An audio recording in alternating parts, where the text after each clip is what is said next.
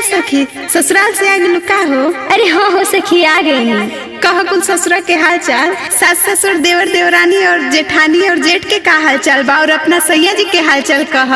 अरे का कही सखी, अरे ससुराल तो हमारे इतना स्वर्ग जैसन मिलल बटे कि ओकर तारीफ जतने करी उतने कम बा। कैसे हो तनी सुनाओ ना। हाँ तला सुना।